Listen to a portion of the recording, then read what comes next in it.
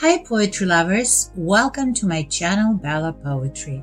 My name is Bella and I love beautiful poetry. In this segment of our second series, The Best Love Poetry and the Poets That Penned It, we will discuss another American writer, Langston Hughes. James Mercer Langston Hughes was an American poet, social activist, novelist, playwright, and columnist from Joplin, Missouri.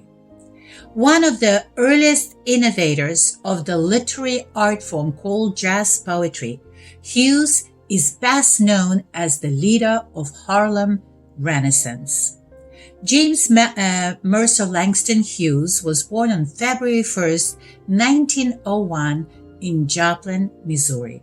His parents, James and Carrie, divorced when he was just a young child, and his father left his family and moved to Mexico. Langston Hughes was raised by his maternal grandmother, Mary Langston, who was nearly 70 years old when Hughes was born until he was 13. Mary Langston instilled in her grandson a lasting sense of racial pride.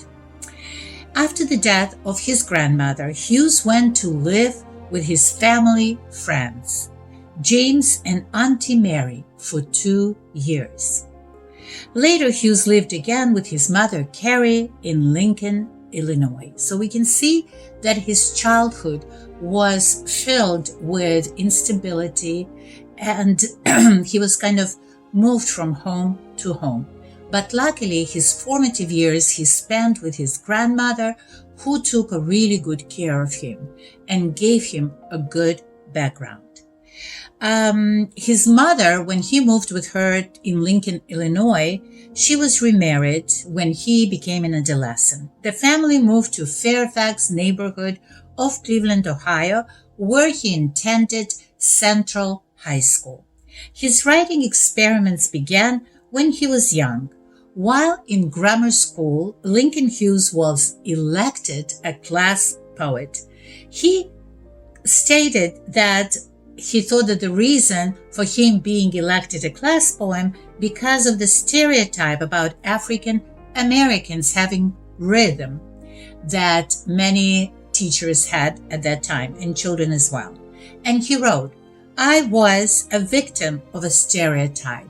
There were only 2 of us Negro kids in the whole class, and our English teacher was always stressing the importance of rhythm in poetry.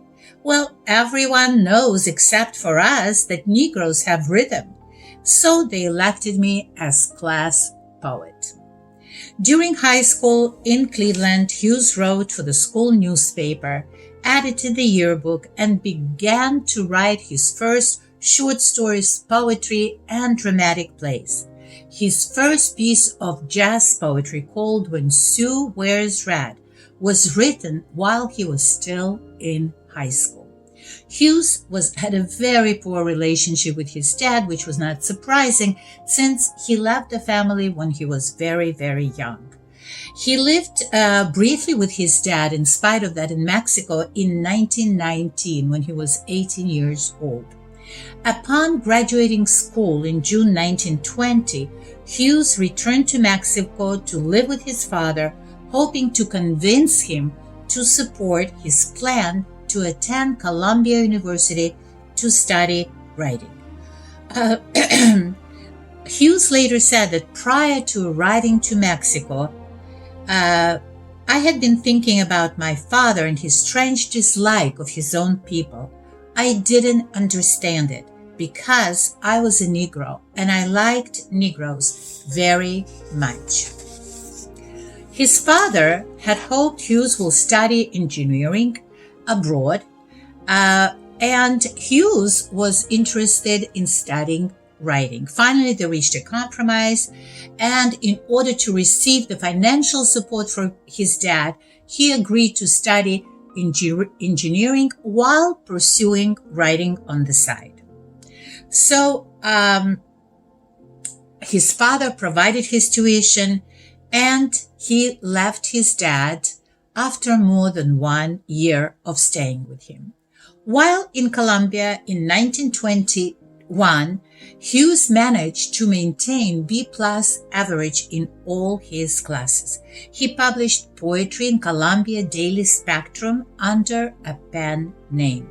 But unfortunately, he decided to leave the university in 1921 because he suffered from racial prejudice among students and teachers. For example, he was denied a room on campus because he was Black. Hughes, after the university, started working at various odd jobs before serving a brief tenure as a crewman aboard the SS Melody in 1923. He traveled to West Africa and to Europe. In Europe, Hughes left the SS Melody for a temporary stay in Paris.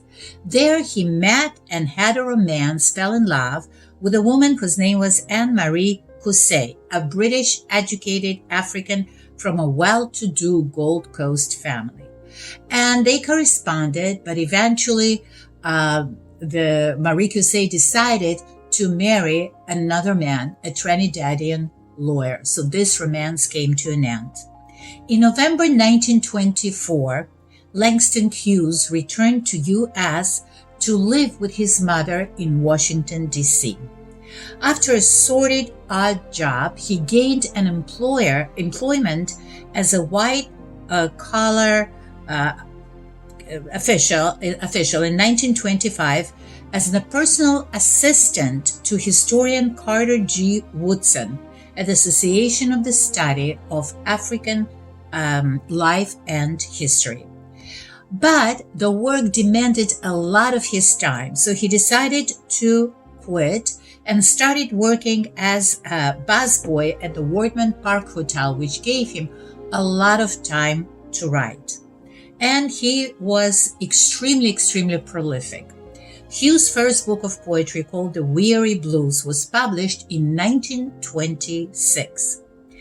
And the introduction to the book was given by Harlem Renaissance arts patron Carl Van Vechten. He finished his college education at Lincoln University in Pennsylvania 3 years later, in 1929. In 1930, his first novel, Not Without Laughter, won the Harman Gold Medal for Literature, which was a great achievement.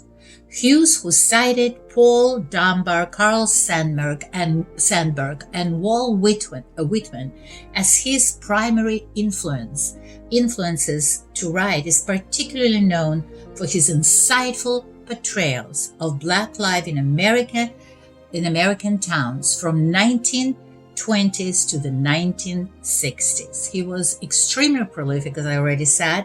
He wrote novels, short stories, 11 plays, poetry, children's book, and is also known for his engagement with the world of jazz and the influence it had on his writing, as in his book-length poem Montage of a Dream Deferred, that was published in 1951. From 1942 to 1962, as the civil rights movement gained traction, he wrote an in-depth weekly column in a leading Black newspaper called the Chicago Defender. Some academics and biographers claim that Hughes was homosexual. Some claim that he was asexual. But I think he was very private about his life, and no one really knows for sure. The biographer his biographer Aldrich argues that in order to retain the respect and support of Black churches and organizations and avoid exacerbating his precarious financial situation, Hughes remained closeted. But again, it's only an assumption and it's not based in fact. So, on May 22nd, 1967, Hughes died in New York at the age of 66 from complications after abdominal surgery related to prostate cancer. His ashes were interred beneath a floor medallion in the middle of the foyer in Schomburg Center for Research in Black Culture in Harlem. It's at the entrance to the auditorium that is named after him. The design on the floor is an African cosmogram entitled Rivers. The title is taken from his poem, The Negro Speaks of Rivers. Within the center of the cosmogram is the line, "My soul has grown deep like the rivers." Langston Hughes, as we said before, was extremely prolific, and he left the abundance of literary masterpieces behind him, including the well-known Simple books.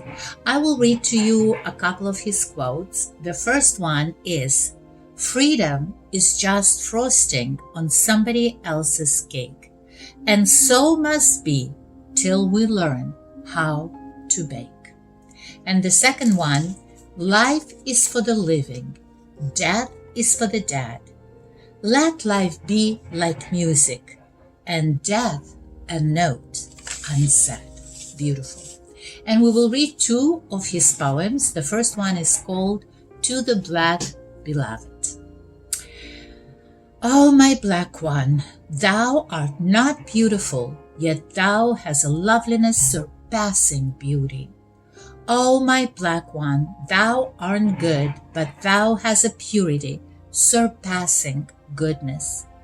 Oh, my black one, thou art not luminous, yet an altar of jewels, an altar of shimmering jewels, would pale in the light of thy darkness, pale in the light of thy nightness." Beautiful poem. And the second poem is called My Loves.